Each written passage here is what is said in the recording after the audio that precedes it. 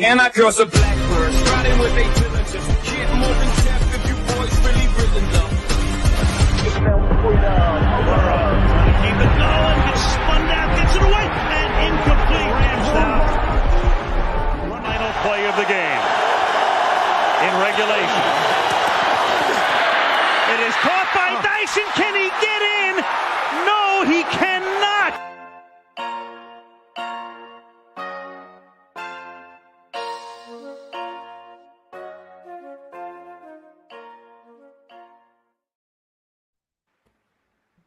Welcome to episode 5 of the Goal Line Stand. I'm Michael Washington, your host, as always, here, of course, with the usual cast of, characters, plus one today, as we have a guest with us as well.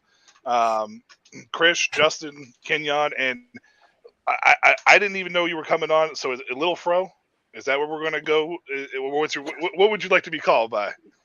Well, Dev is fine. What is fine? I'm sorry, I missed that. Deb is fine. We'll go. Deb. Oh, all right. Sounds good. Look, I'm not gonna apologize to Tennessee Titans fans anymore, especially after the performance this past weekend. I'm done apologizing to you for that intro. Like, you deserve it for that. Rolling with Tannehill, you guys deserve that. Tonight we're gonna week 1 NFL season, as always, talking about NFL stuff. Guys, what a crazy week this ended up being. I want to start with the opener. I didn't mention it in the chat, but I want to start with the opener, the Lions and the Chiefs. Detroit comes out with probably one of the biggest upsets I think that we could think of in recent times for a defending Super Bowl champ, raising the banner and all of that. And Detroit comes in and, offensively, looked a little suspect at the beginning of the game, but they kind of got it going in the second half. Kansas City wide receivers, Kadarius Toney, big issues going on there, man. Like, let's start with that. Kadarius Toney, these Chiefs wide receivers. We'll start with our guest. What were your takeaways for that Kansas City Detroit game, as far as especially the wide receiving side of that team, and should we worry about Kansas City moving forward, even with Patrick Mahomes? One, I just want to say shout out to Detroit. I kind of knew they would have a good season this year. Not so much big of a season to where I would thought they would just end up beating Kansas City the way they did. But as far as it comes to the offense, I believe the Kadarius, the 3 drops, I believe that's just something that he's not usually doing. I give it to him and say that that's the first game jitters, and maybe he had to get the first game jitters out. But other than that, I could see Kansas City continuously to be who they are. Yeah, I think that's fair. I mean, I think when you have Patrick Mahomes under center, there's always a good chance that the Chiefs are going to, be in at the end of the day. I don't think there's any panic mode as far as that concerned. Obviously, every week is a panic week when it comes to certain things, and week 1 is usually a huge overreaction, as always. Kenyon, are you concerned at all about this wide receiving core for Kansas City? Because, I mean, Tyreek Hill's gone. They won the Super Bowl last year without having him, but a lot of that came through with Travis Kelce, and as we saw, the offense really, really needs Kelce to kind of survive. If he has struggles with injuries at all, should the Chiefs fans be worried about a potential letdown this year? Oh my God, I've been thinking about this all weekend. But I feel like the KC fans should be a little concerned.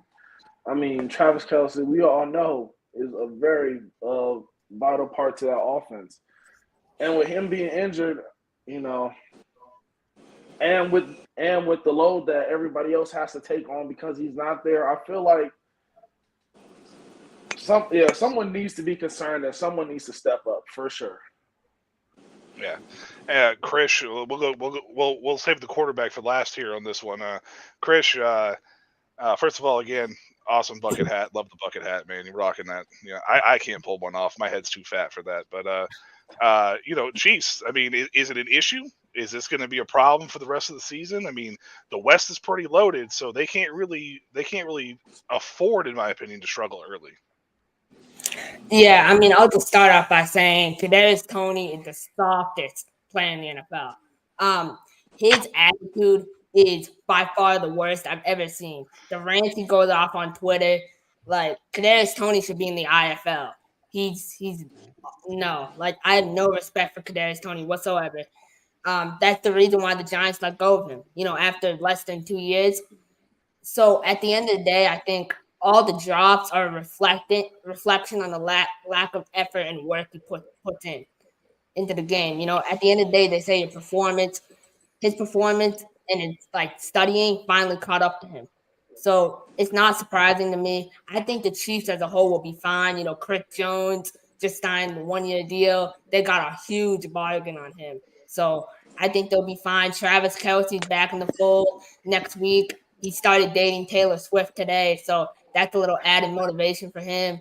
But they're going to be back. Don't worry about him. So. They started secretly hanging out. Now, Kadarius Toney actually had issues in college with the drops at Florida. It was a big concern coming out, concentration lapse, everything else. Justin, as a quarterback, now I know that the NFL side of things, or I say the NFL side because it was in the limelight for a long period of time, but pretty much any quarterback, you are to basically show faith in certain guys and kind of have a short-term memory when it comes to that. But as a quarterback, is it something that lingers in the back of your head when you're looking across at a guy or in a locker room and you just know that it's like a 50-50 chance that it's not going to come through? Like, how does a quarterback think about that in that process? I mean, it lingers for sure, but you have to look at the production of the player in practice because, we see on TV what the receiver does in the game, and what Kadarius Toney had in the game is obviously a pretty bad look. But you're not seeing what he does Tuesday through Thursday or Tuesday through Saturday to prepare for Sunday. And you're not seeing what he's catching in practice or when they're doing one-on-ones or when they're doing good on good. Like, you're not seeing all that. So a lot of that faith and trust in a receiver can be brought back just by your practice schedule and all that. But no, I mean, if this continues on week 2, week 3, and this becomes the narrative, then of course it's going to loom large. And that's a big piece or a potential big piece of the offense that you're going to lose out on. I mean, I think the game on Thursday night was more of a product of missing Travis Kelce. And we've kind of seen this from the Chiefs for multiple years anyway. They're going to be there in the end. But at the same time, it's the Chiefs kind of have a tendency to start a little slow. And then they kind of ease into the season and get going. So if I'm a Chiefs fan or if I'm just a fan of the NFL and saying, the Chiefs are done. No, the Chiefs are going to still be there in the end. Patrick Mahomes is your quarterback. You still have Andy Reid. You still have a decent group of running backs, have a decent group of pass catchers. Travis Kelce should be back next week, even if he's not fully healthy. That at least takes the safety's eyes or linebacker's eyes off. And then that allows guys like Toney or guys like, what's his name? Rashi Rice, Valdez Scantling. I mean, you get guys like that are going to need to now step up. And when you take less pressure off of those guys to be forced to make plays, they can play a little more free. They don't feel like they have to make a play. And we've seen this with Kadarius Toney multiple times. He unfortunately has this kind of trait of he shrinks in big moments. Now, obviously, he did what he did in the Super Bowl, but he's had a tendency to shrink in bigger moments. And so maybe he took too much of a load on himself, and that's a mental piece of the game that he needs to get fixed if he's going to be a massive contributor for this offense. But I mean, I guarantee you Patrick Mahomes is sitting in the locker room or sitting at practice saying, hey, you're going to catch the next one. Yeah, that interception's on you. You got to catch that, but we're going to get you involved in different ways and try to rebuild that confidence. So I have no issue with the Kansas City Chiefs being fine and Kadarius Toney even being fine. It's going to take time. Yeah, I think it might be a little bit of overreaction. Obviously, it's the same thing that we always see, but I just look at Kadarius Toney because they brought him in as the guy to replace kind of Tyreek Hill in that speedster role. He's very talented and dynamic in the open field once he's there. We'll hit the quarterback situation up a little bit later. Justin's got a little segment that he wants to do and whatnot, but we'll talk about the quarterbacks a little bit later. But I want to go to the Browns and Bengals. Kenyon, your Brownies, man. They have owned the Bengals since Joe Burrow has come into the league. I think it's 5 of the last 7 games that they have played. They have won. They shut down this dangerous Cincinnati Bengal offense, and I still think it's dangerous. But these Brownies, man, like as a Browns fan, you got to be excited about something going on over there in Cleveland, huh? Man, I'm very excited. Man, I've been telling everybody, don't sleep on the Browns. The Cleveland Browns are here, and they're here to play. That defensive line is going crazy. We have 4 speed rushers that can come at you and at different angles, and they will get back there in the backfield. Like, the Browns defense is going to be some of the top defense of this year. Mark my words. I feel like we're about to do big things, for sure. Yeah, that defense looks fantastic. I mean, Myles Garrett looked like the Myles Garrett that everybody expected. I mean, the Bengals offensive line just looked like absolute hot garbage. Krish, is this offensive line for the Bengals back to where Burrow was getting his butt kicked, a couple years ago, and they reinvested it last year, or when the year they went to the Super Bowl? Like, is it back to being that the hot garbage train? So I saw today that they released what's his name, Laleel Collins from the PUP list. So I was kind of surprised to see that. That was a huge signing they made on the offensive line a year ago to try to boost it. He did nothing with them, similar to how he did nothing with the Cowboys. I mean, Joe Burrow, we see this whole thing with athletes, signing big contracts and kind of losing focus. I was just talking to it with Debbie on the other day about how, when athletes sign big contract, they kind of they go ghost almost. It's almost a sense of entitlement. I'm not saying Joe Burrow has that entitlement because Joe's, he's a different breed. But what I will say is the preseason not getting reps is going to slow you down. It's like anything. You need practice. Practice makes perfect. And I don't think Joe Burrow has had that proper practice. So give him like maybe 1 more week to get it fine-tuned. This week is going to be a huge week against the Ravens. I don't necessarily think he'll get it. I mean, that Ravens defense is something special. Roquan Smith is for real. So I think Joe Burrow is going to definitely struggle this week for sure.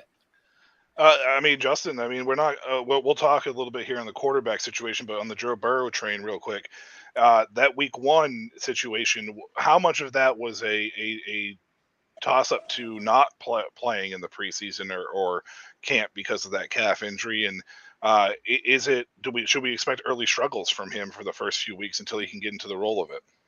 Yeah, I mean, I think at this point it's a culmination of a lot of different things. I mean, weather kind of played an issue. If my memory serves me right, I thought that was kind of one of those rainy games up in the Northeast. But even then, I mean, Burrow's coming. Yeah, Burrow didn't play much in preseason, so there's maybe a little bit of rust that he's fighting. And then you even have your typical situation of this Browns front seven's one of the best in the NFL, and they brought pressure. The offensive line didn't play well. And typically, in years past, Burrow's the best under pressure in the NFL in terms of pressure rate, completion percentage under pressure rate. And when going back and watching the game this morning, I was seeing a bunch of different things of the Bengals still look decent on offense. Yeah, they only put 3 points on the board. But when you go back and really look at it, they just weren't converting big plays. Burrow was maybe a yard or 2 off or putting one right a couple inches in front of the wide receiver where it's tipped off his fingertips and on the ground. So I think a lot of that was they just couldn't convert big plays and couldn't convert third downs, and it killed drives as opposed to Cleveland keeping drives alive and then that defense being as good as Cleveland was. So, yes, it looks bad on paper that Joe Burrow's statistics are, 8 of 24 or something very horrendous like that for 82 yards. And it's coming off the contract extension earlier this week.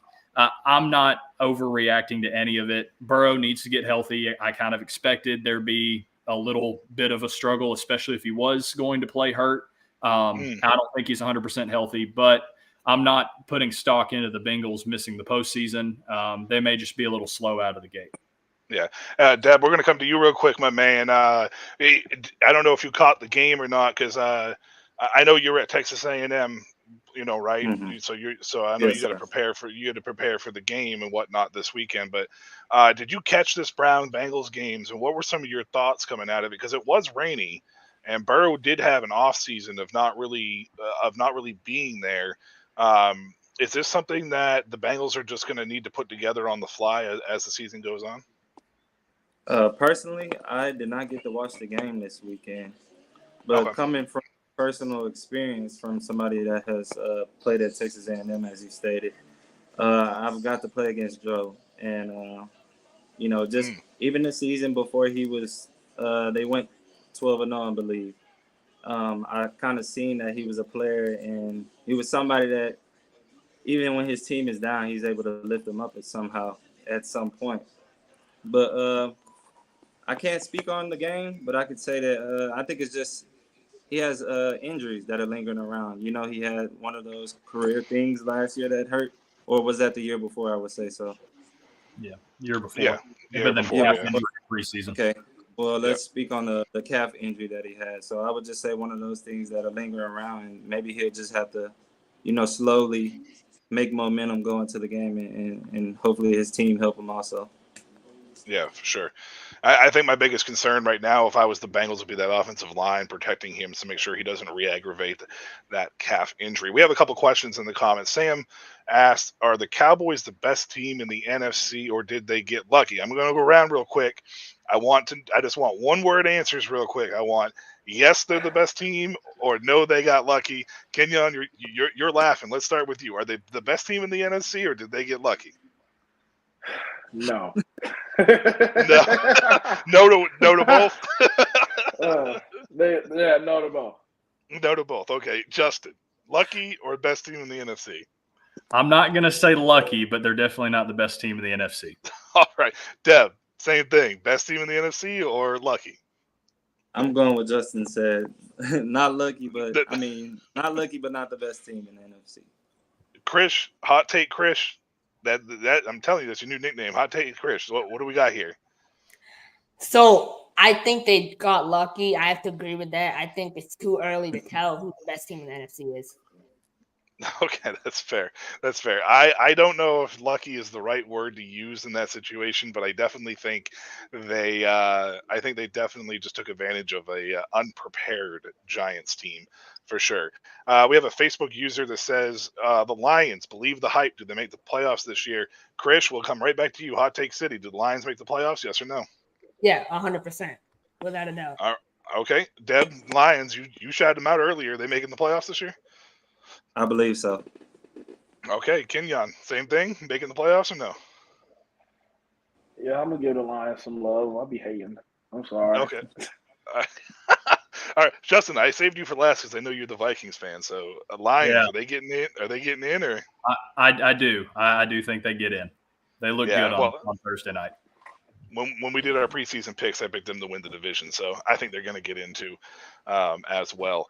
And then Sam asked if San Francisco was the best team in the NFC, and to me, I think they might be, especially with the way they looked. We'll save that for later on down the road. Next on the list, I want to talk about. I was going to talk about the Giants, but I think there's obviously a bigger news. Obviously, today it was announced that a complete tear of his Achilles tendon, all the hype surrounding the New York Jets, everything coming out of the offseason. Aaron Rodgers on the 5th play of the game goes down with a brutal injury for any player, right? Achilles tendon is a brutal brutal injury for any player. I am going to approach this very differently, and I'm going to come to Justin first, and then we'll get to the other thoughts here.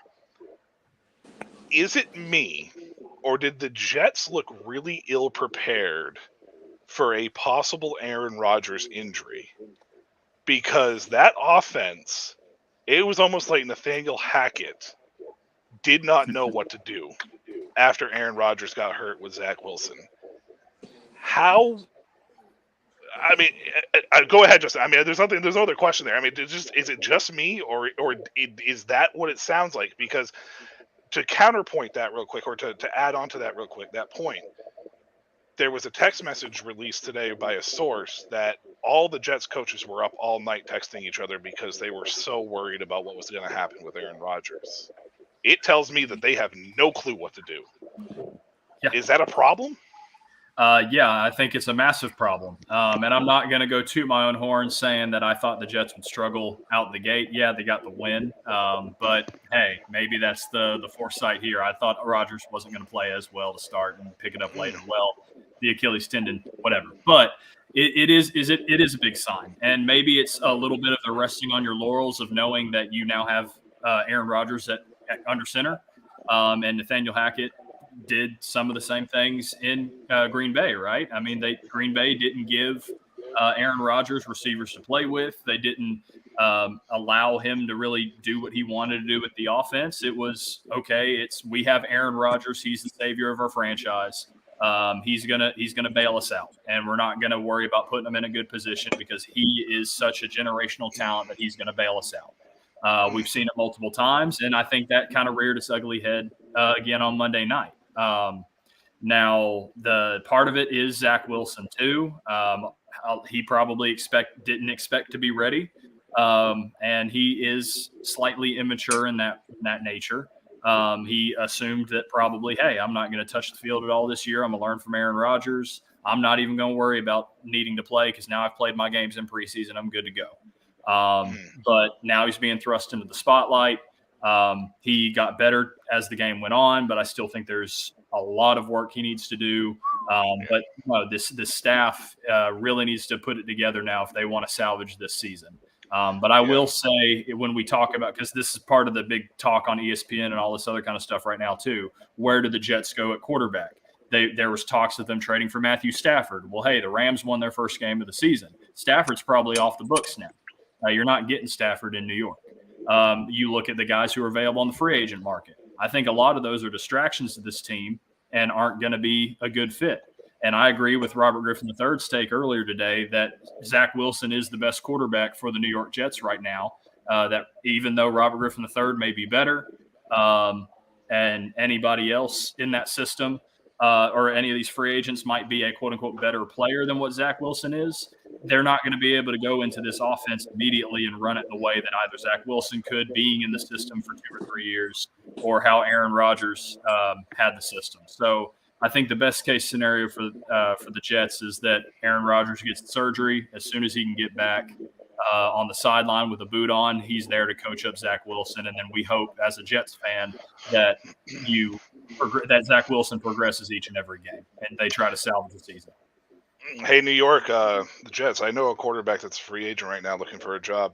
I'm not going to say any names, but Justin, Kenyon, is this a poor management or poor prepared planning on the Jets' part? Because to me, it really feels like this coaching staff kind of let down not just Zach Wilson, but maybe the Jets fans as a whole for not really being prepared in case this situation does happen. I feel like every staff should have some sort of plan in place in case this goes on or happens, because it sounded like Hackett's playbook was not all completely open to Wilson. And I know that's a backup quarterback situation, but is that a misstep on the staff side, the coaching staff side? For sure, this is a loss on the coaching staff side for sure. I feel like this is a case of, putting your eggs all in one basket. Y'all thought y'all were gonna tear it up with your starter, and the unthinkable happens. They probably for sure should have gave him a little more attention in the preseason.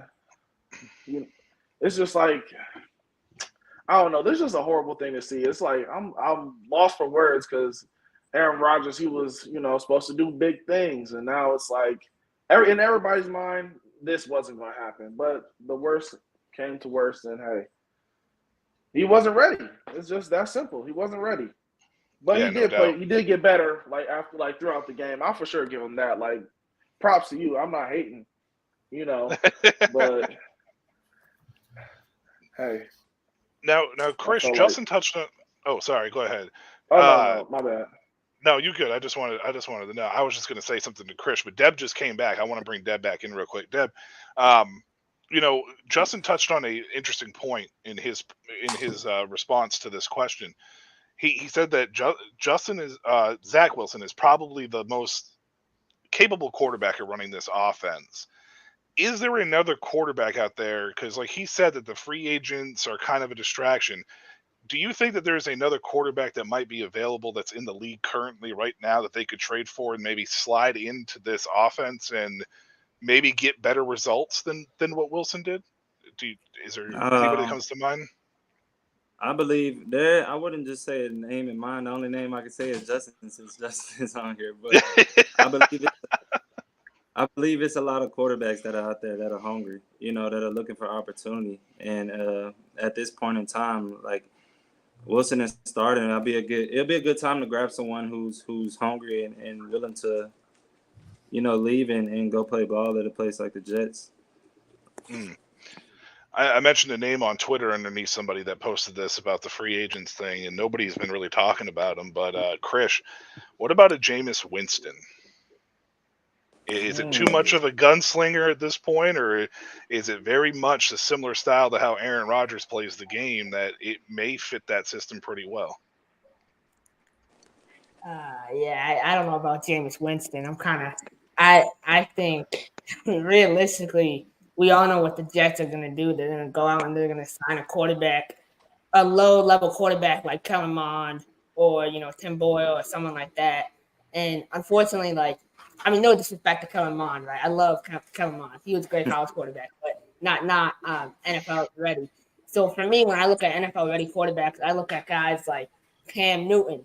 I know people hate on Cam Newton, and he's my favorite player in the NFL all time. But bias aside, Cam can still play ball. He can 100% get more capable of leading the offense than Zach Wilson. Cam is ready. Colin Kaepernick is not an option. I cannot believe Colin Kaepernick's name got thrown around today when I saw that. Well, he reached out. He reached out to the Jets about coming back and playing. I can reach out to a team right now. I can post on Twitter, hey, I'm ready. I can throw a ball a good 30 yards. Me and Colin Kaepernick are the same quarterback at this point, right? He's so far from the NFL. I have so much hate for Colin. I have to disagree with that take though, Krish. Not in a sense of that it was a hot take or anything, but how can you say that about Colin Kaepernick, but could turn around and vouch for Cam Newton when Cam looked friggin' absolutely horrible his last 2 years in the league and has been out of football now for 3 years? So how are you gonna? I need to know the logic. Where's the bridge there? What's the logic on that? The rushing upside. Cam at least had played in the last 2 years. Colin hasn't played the last if Cam goes out there and throws one interception, he's gonna get you one rushing touchdown.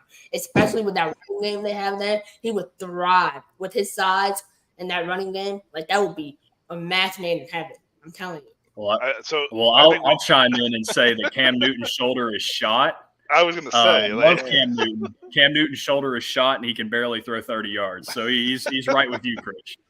Yeah, I don't know. Kaepernick to me, he's always been able to run, man. And the last 2 years I saw Cam Newton play, I make a better quarterback than,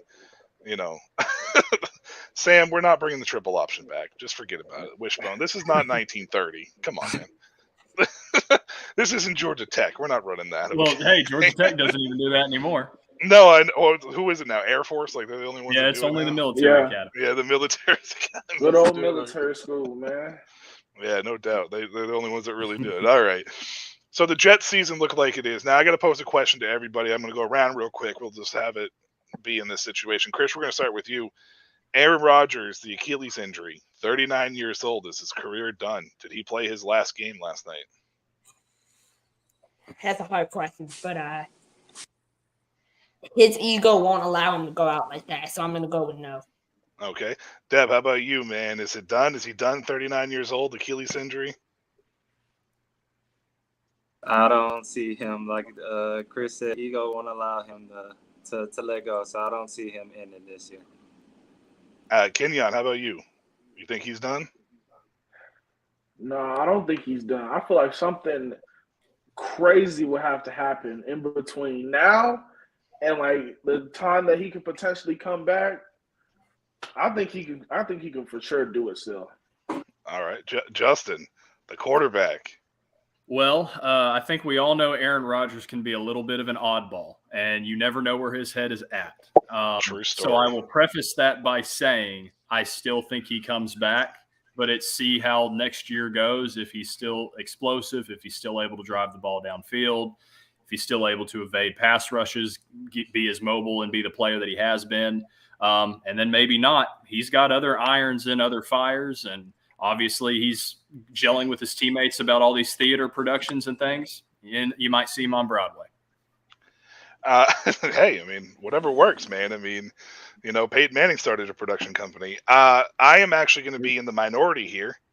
I will take the 20% of this, and I'm going to say his career is done. He was a foot and a half out the door back in like February till he went on that whatever a darkness retreat is, and then he came out of the darkness. I don't even know what a darkness retreat really actually does, but I mean, maybe I should try it and we'll figure it out. But he emerged 3 days later and he saw the light. I just think it was the sun for the first time, and he decided that he wanted to play again. So he's already toyed with retirement. He said that he was 80% out the door without an injury at 39 years old. Achilles injury, man, and like you former players, we all know that that's a tough injury even for a 21-year-old, and it's hard to come back from. Very few people have done it. So, yeah, I mean, if Aaron's singing Broadway, then I'll take it. But I think he's done. I think he'll be there for this year for his teammates, but I think he's going to ultimately make the decision to retire and move out the door there. Unfortunately for Jets fans, because I don't think that's what you want to hear. But I mean, hey, the worst comes to worst. At least you keep your first round pick.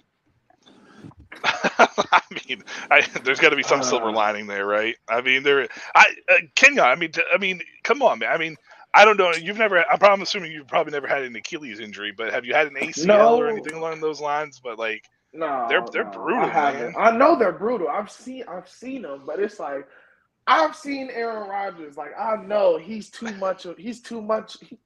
He got too much gas in the tank left. Like he wants to play and he wants to win another ship. Come on now. Sam, to answer your question, I think there's like 22-year-olds that haven't come back from that injury. At least they're not from the same player as they once were. And what's even worse, guys, is I don't know if you saw the slowed down version of the video, but you can see it pop. It's bad. It's awful. It is awful. So, but I will say this, Aaron, I hope it's a speedy recovery. If you do come back, I mean, it would be a pleasure to see you play at least hopefully another full season. You probably won't even hear this. I don't even know why I'm saying this, but you know, whatever. It still is what it is. And hopefully we can see him back on the field in some capacity here in the future. Let's see. Let's jump to Justin's. Let's segue this real quick before we start with Justin's like top 5 quarterback performances. All the top quarterbacks in the league struggled this weekend. Every single one of them. Even Jalen Hurts, who won, struggled in his game against the Patriots. Patrick Mahomes, Joe Burrow, Lamar Jackson did not look good. Deshaun Watson looked kind of suspect with Cleveland. Justin Herbert and Tua Tagovailoa were probably the only two other than Trevor Lawrence, and I'm sure that maybe all three of those quarterbacks made the top 5 list of Justin's list. I don't know for sure, but Justin, take it away. Let's start with your top 5. You can go in any order you want to go with. 5 to 1 probably is better. Yeah, we'll go 5 to 1. And I will say only one of the names you just mentioned is in my top 5. But before I hit number 5, I'll give some nice little honorable mentions. So I've spent at work today, I spent about 3 hours. Obviously took attendance, gave out the assignments today, substitute teacher lifestyle. But I spent the rest of that time AirPod in, actually rewatching a lot of these games. So I've watched a lot of game tape today. So I'm going to give 4 quick little honorable mentions, not even really talk about the game at all, but 4 quick honorable mentions before I get into my top 5. Jimmy Garoppolo, Russell Wilson, Kirk Cousins, Brock Purdy. Those are guys that I think had very solid games, but not good enough to be in my top 5. Wow. Okay. Yeah. So let's get into my top 5 for the week. At number 5, Kenyon, your boy Baker. Baker Mayfield. Number 5. Maybe that's a little bit in me coming out saying that he beat my Vikings, whatever. But no, I mean, you look at the stat line. The stat line isn't outrageous compared to even a guy like Brock Purdy or Kirk Cousins. But you have to go break down the tape and see what he's able to do. He was 21 of 34 for a 61.8% completion percentage, 2 touchdowns through the air. But he made a lot of plays happen on the ground. Obviously, the play that's going viral now of him running over one of the Vikings corners and saying, "Get your weight up," with a couple explicitives there. I mean, he's an ultimate competitor, and I will say this reminds me of the Baker Mayfield of Cleveland when he was playing hurt but still playing fairly well when he was hurt. He's playing with a chip on his shoulder, and I think he made a lot of plays with his legs to keep Tampa in that and convert big third downs and make some plays to get, a nice win under Tampa's belt and keep them alive in the NFC South. Moving on to number 4, Matthew Stafford. I think a lot of us kind of underrated Matthew Stafford coming back from an injury. We thought he wasn't going to be the same guy. The Rams are such a bad roster on paper. But no, he 24 of 38, didn't have any touchdowns, but I think a lot of the game plan of him getting the ball around to guys in space, outside of then not having Cooper Kupp, and the leadership that he showed, it was obviously a true game manager, and then really took it to a Seattle team that I still think could be a fairly good team. But I think I was kind of right about LA, or at least in week 1, that they're not going to be the same team they were last year, that they're actually going to compete despite a roster being maybe a little worse on paper. Puka, man. Puka. Yeah, I know. That dude is legit. Yeah, and so Puka is definitely being added to my fantasy team right now if he passes through waivers. Sorry, Drake London, you're going already. Jesus. But no, but then going on to number 3, Jared Goff. I think it's very similar to the Matthew Stafford, funny enough, former LA Rams quarterback, now Detroit Lions quarterback, just flipped the two. Jared Goff was 22 of 35 for a touchdown, but again, made big plays when needed. Was truly a game manager and helped lead the Lions to a pretty good win over Kansas City. I'll still go on record and say that Kansas City probably still deserved to win that game, even though they played sloppy. But that offense looks really, really good in Detroit, going to be very, very explosive this year. And I think Jared Goff is the 3rd best quarterback in the NFL this week. Number 2, this one is another NFC North guy, kind of surprised me, Jordan Love. He had the second best quarterback rating of any quarterback in the NFL this week. The only guy higher actually was Desmond Ridder, but Desmond Ridder didn't nearly throw it, I think, over 15 times. So it inflates the QBR. But 123.2 QBR, 15 of 27 for a 55.6% completion percentage, 3 touchdowns, no interceptions. He made plays. Now, if we went into the Packers game, I think the Packers play callers actually protected him in a way. They kept everything simple, dumbed down, and allowed him to grow into the game. But still, Jordan Love coming out and do what he did. Yes, he's had some games under his belt starting and playing in the NFL before. But this is, I think, what Packers fans needed to see in terms of Jordan Love being a good shot at being a guy in Green Bay long term. And then I think everybody already knows who number one's going to be, the concussion man himself, Tua Tagovailoa, 110 QBR, 28 to 45 for a 62% completion percentage, 3 touchdowns, the interception. The interception's not on him. If my memory serves me right, it was a nice little tip pass that was picked off. But still, I mean, hey, I've gotten 2 concussions myself, and I necessarily haven't had the powers Tua has, but I guess concussions must help Tua. But we do know that with Tua, his brain and his football IQ was what was separating him as a quarterback in this league, not necessarily his arm strength or not necessarily his even anticipation. His brain would allow him to anticipate a little bit better and a little quicker. But no, Tua, especially having the best player in the NFL right now in Tyreek Hill, or at least the most explosive player in the NFL in Tyreek Hill, on your side, helps it out a lot. But Tua is definitely my top quarterback of the week. It also helps when the Chargers don't play defense. Well, that is true. That is your typical Big 12 game, but can I even call it Big 12 anymore because all this conference really I literally do not know what J.C. Jackson was doing. I have absolutely no idea. Brandon Staley's supposed to be a defensive-minded coach, and it seems like the Chargers every year on defense just get progressively worse since he's taken over. It's quite awful. No Trevor Lawrence or Justin Herbert for that sense. That's not even honorable mentions. That was interesting on that. I kept them off the list because the more I watched in the game film, both of them made too many mistakes. Now, yes, Justin Herbert kept the game close, but I think he was a little too sloppy to be left off the list. Jimmy Garoppolo even he just wins like that. He's the ultimate game manager, wins football games, and I think some of it's even the thought of we expect more out of Justin Herbert than what he ended up giving, especially if he's going to be an MVP candidate this year. But no, I mean, both guys still had decent days, but not enough to get on my honorable mentions because for sake of time.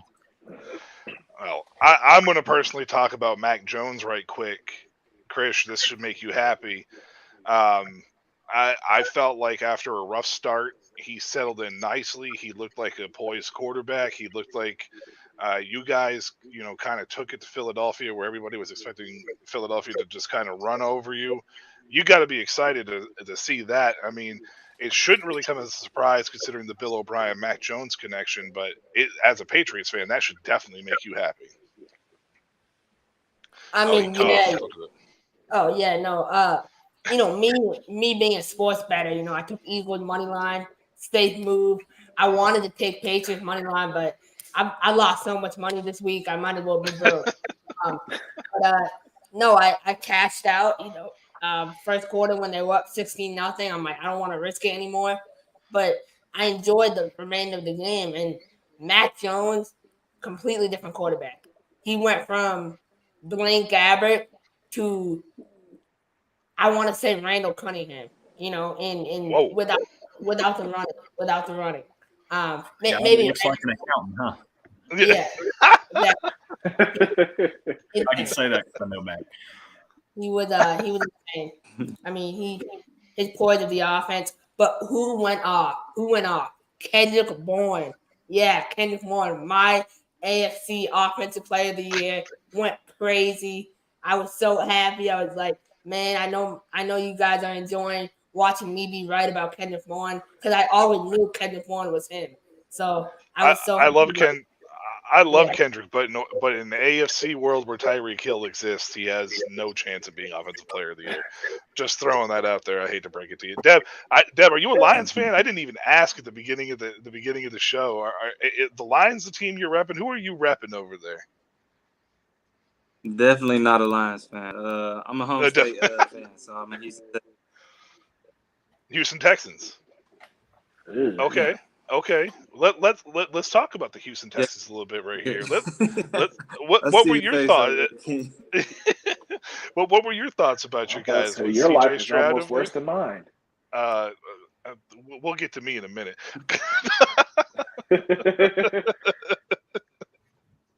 What were your thoughts on the Texans this game? Nico Collins had a pretty decent game. It looked all right for you guys. Yeah, I like Nico, and to be honest, I like Stroud. Look, I'm not just gonna sit here and say he's our franchise QB, but he gave us a promising game. Something that we're able to look forward to, and maybe build around him. So I think he can be one of those guys. It's just getting acclimated in the game, and we'll see how that goes. Yeah, for sure.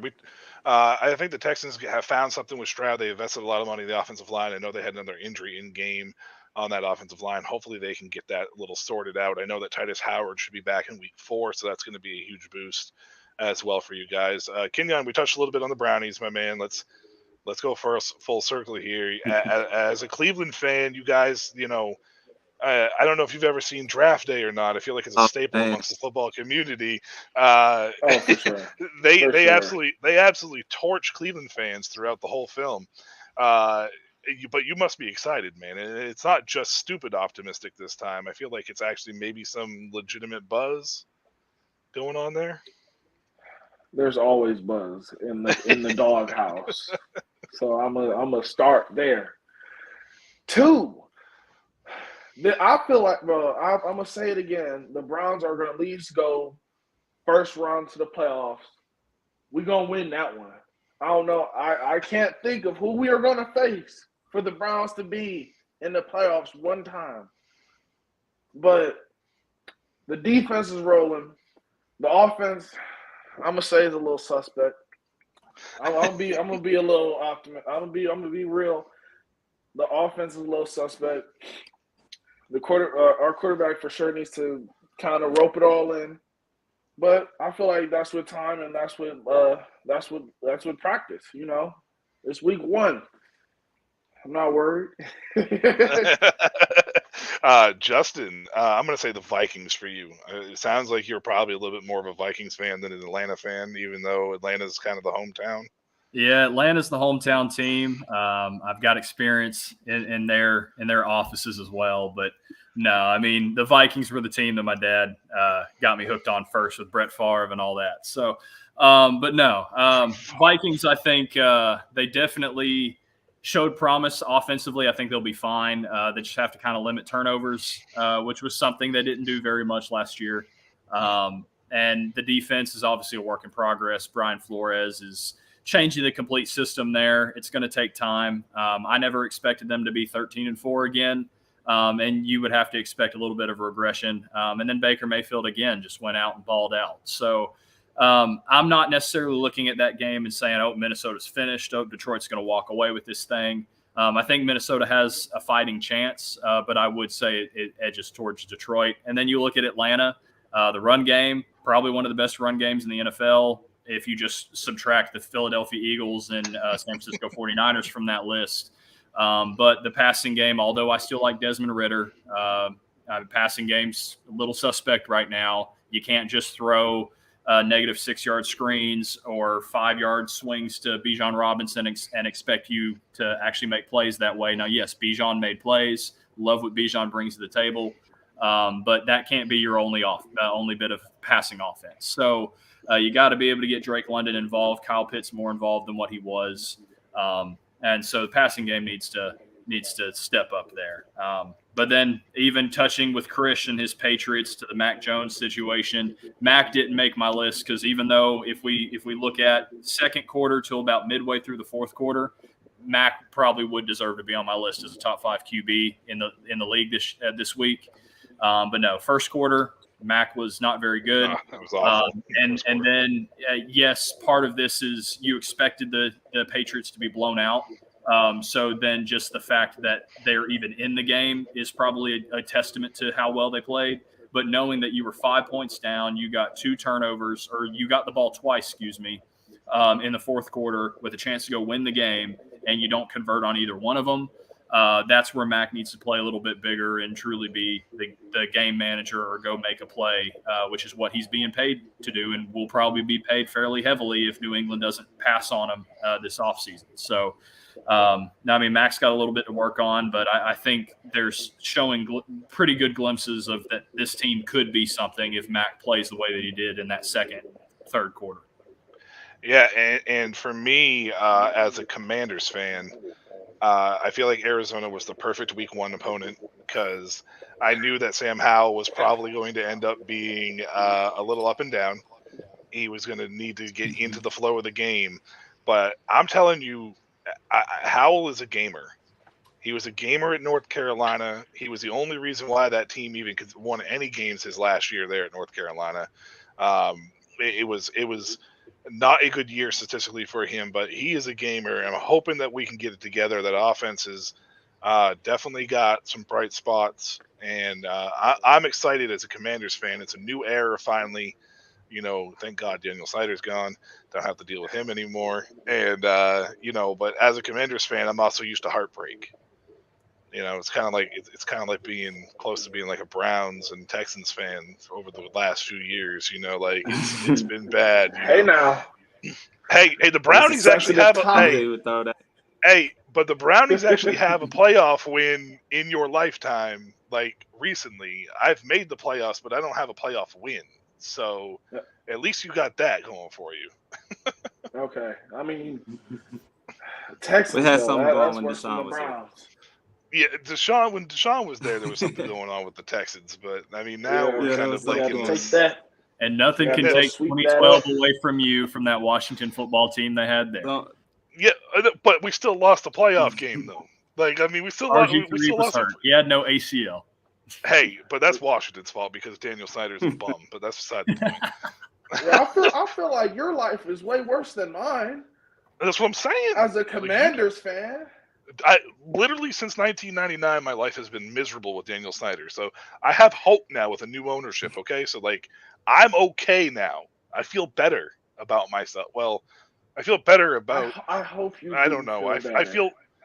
I don't know where it is though. I don't know if it's like Who do y'all E have and next? just like a slight above E. I don't know. Something like that. I don't know. It's not much better, but it's better. I still gotta Who do you have my guys have pessimism. next? Who do we play next? Oh, Yeah. the Giants, I think. Y'all Giants, win I think. that one. I think Broncos. Giant. Hey, Broncos that then- might be your. They pulled that out. might Oh, be another dub we for play y'all. Denver. We play Yep, Denver Denver, next. It's Denver, then the Bills. Yeah, we're gonna lose that one. We're gonna lose the next two. Look at that. We're gonna be 1-2, right back to start. Love you guys. I love you, Washington. I love you, Washington. But that's pretty much where I'm at. All right. I don't have anything else tonight. Does anybody have anything real quick they want to bring up, possibly talk about? Chris looks like he's got his hand up. Like he wants Yeah, something no, to say. I just want to give a quick shout out, to one of my boys, Luka Dennis. Luka played over here with the Mass Pirates. He made his NFL debut with the Atlanta Falcons. It's so great to watch, guys go from arena level to NFL level, and that's the whole purpose. And so, shout out Luka, man. I know you're gonna do your thing. Go get that money, man. Go be good for life, and a lot of respect for sure. No doubt. Anybody else got anything they want to mention? Any top 5 somethings? I mean, it doesn't have to be top 5 anything, but anybody got anything else real quick coming out of week 1 storylines? Well, we got 2 Texans in here because I'm honorary Texan going to college out there, and we have not talked about the Cowboys at all. Well, I mean, do we have to talk about them? Yeah, I like, got something to say. I mean, they won 40-0, and we're not even going to say a word about them. Okay. Okay. No, the Giants though. The Giants. We put somebody else on the board, and we're going to see if they win 40-0. Oh, right. Hold on. I want to throw something out here. It's a statistic. Man, I struggled with that word really bad that I saw, and I just got to pull it up right quick. Just give me a second. Well, where'd it go? Of course, everybody likes to talk, so it all disappears here. I think Cowboys played great, but I think that Giants, I mean, Daniel Jones, man, he looked like a waste of money. They look on the market next year, for real. I mean, the way he played. Okay, so yeah, go ahead, Michael. Okay, so here's the statistic. All right, no team has ever lost 40-0 or worse, lost the sack battle 7-0 or worse, lost the turnover battle 3-0 or worse, had a blocked field goal return for a touchdown, and threw a pick 6 in the same season. The Giants did it in one game. Just throwing that out there. We're gonna have to put that win to the wayside until we see week 2. Let's talk about Dallas for a minute, though. Let's just let Justin mention him, and let's talk about it real quick. What did you see with Dallas? Because I feel like this is 1,000% an anomaly of sorts for a game this lopsided. Is it really a testament to find out how good this Dallas team is, or was it just that bad by New York? And we'll go with you, Deb, first on the front as a fellow Texan, or not a fellow Texan, as a Texan who is a fellow one. As a Texan, honorary. Yeah, honorary. Yeah, I say it's a testament to their season. With Dak and everything that's revolving around him, I think that he has something on his shoulder, and he has a chip on his shoulder. And I think Dak has had a chip on his shoulder since but it's a bit different now that he has Trey Lance behind him. So it gives him a bit competition to push forward and give people what they want to see, which is a Super Bowl. They call Dallas America's team. So the only people they call it America's team is people from Texas or in Dallas. Justin. Fact. No, so when I go and look at this team and look at that game, I still think it's a testament to whatever the New York Giants could do wrong went wrong. But I do think, looking at the film itself as well, the Browns-Bengals game was a less extreme version of, I think, how this Cowboys-Giants game was. It's just the Giants made more mistakes. But I think offensively, whenever the Giants did have offense working, they either turned the ball over after a long drive or they didn't convert on third downs. And then obviously they missed field goals. And then that's when all hell kind of broke loose. So, I mean, you look at that, and I think it's more of a testament of Dallas and even Dak growing and maturing just slightly to not make the mistakes that he was making last year. And then that put him in a position to put 40 on the board because they solely took advantage of what the Giants did wrong. So for all the Cowboys fans that I went to college with, and that when I'm going out to Texas next week and all this other kind of stuff, like these guys are going to probably say, oh, Cowboys are going to the Super Bowl. This team's the greatest. Pump the brakes. I don't think they're that good. I think they're a playoff-bound team, especially if they can take advantage of turnovers and things like that their defense will create. But I do not think they're the class of the NFC, and I do not think they're going to make a deep playoff run, even with the roster that they have. So you look at the team, good team, playoff-bound team, but they're not the 90s Cowboys. Yeah, no, I think that a lot of this is – like you said, everything that could go wrong went wrong for the Giants. Saquon Barkley catches a beautiful pass out of the backfield, gets popped, and it lands right in the hands for 6 the other way. Another poor weather, environment. Not necessarily a full-fledged excuse, but it definitely plays an outcome into it. I think the Giants are definitely better than what they showed. But I did see a thing on Twitter. Somebody posted a picture of them in a Plaxico Burress jersey, and it was when he played with the Giants. And he said that he's wearing his Plaxico Burress jersey because the Giants make him want to shoot himself. And I just thought that was pretty much a testament to the way that things go for Giants fans in that sense. So, and again, I'm still not sorry, Tennessee Titans fans. All right. And real quick, shout out to Tyreek Cohen, who apparently is making a comeback with the Carolina Panthers. Obviously, injury-plagued career to this point. Another Achilles tendon, victim that we'll see what happens with him. He was an awesome, explosive little guy from North Carolina A&T. So shout out to him. Hopefully he's able to make it full version from there. Other than that, I don't think we have anything else tonight, do we? No, I got one comment, and then Chris can go. Tennessee this is something for you Tennessee Titans fans, because we've been dogging on you all hour long. I'm calling for the Tennessee Titans, Coach Vrabel, and that entire offensive staff love you, Tannehill, but you got to bench Tannehill and put my boy Malik Willis in. I agree. That's it. Malik Willis QB1. Yes, that's personal bias on my opinion, but Malik Willis QB1. Move it on. Well, the thing with Willis, man, that hurts for me was last year when they had a chance to still win the division. They rolled out Josh Dobbs. No offense to Dobbs by any means, but that was a very telling thing. Hopefully that's behind them now. Will Levis was inactive. Willis was the backup. So I agree. Put Willis in, see what you have with him. I mean, you see in preseason, he still made mistakes. It's still going to be It's going to still be football with a lot of mistakes. But I think there was massive growth and massive improvement that he can play an NFL-style offense and be successful in it, even though it'll come with lumps, and I think he'll be better for it. And then next year, let Levis compete for the job and then see what happens. And then maybe Malik gets traded or maybe Levis gets traded, and then you got your guy. Yeah, for sure. But a hot take, Buckethead Krish. That's a long nickname. Hot take, Krish. What do you got for me? Man, I've been thinking about this all day, and this might come across as a hot take, like you said. But, I mean, I compete in athletic events. Turf field is better than grass field, and it's not even close. And in my opinion, I think playing on turf, it's safer than playing on grass.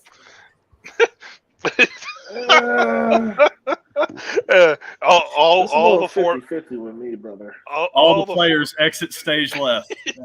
all the former players and all the former players and everybody right now just literally had a stroke or some kind of cardiac arrest listening to you make that hot take. So yeah. Turf only looks prettier. Like that's really it. Yeah, I mean, I played on both. Oh, okay, Chris. I feel like I don't know. Turf is, in my opinion, right? I think turf is it's better. It feels better on the feet. Grass, I think, is more dangerous. Especially when it's wet and it's long. I mean, I just think turf is. And you can play turf in any weather. Oh, this could be another conversation, a whole other show. But I'll just say that Aaron Rodgers' injury probably happened at the extremity that it did because it was on turf. Yeah, indeed. Oh man, I don't know. I got nothing there. I've played on both, man, and I would much rather play on grass. So I will say though, turf makes you faster. Like moves you fast. Like you move faster on turf for sure. Like, there's no doubt about that. I mean, I don't move fast at all, period. I just never have. But that's what other people around me move much faster. That's why I played center, man. I mean, I had great hands. I just was not fast enough to play tight end. So they were like, yeah, just you play center. All right, man. That's all I got for tonight. I don't have anything else here real quick. I did my shout out to Tarek. So, I mean, that's it for the Goal Line Stand here at episode 5. Until next week, man, everybody, stay healthy and stay good, man. Indeed. Thank y'all. Thank y'all for allowing me to be on here. It was good.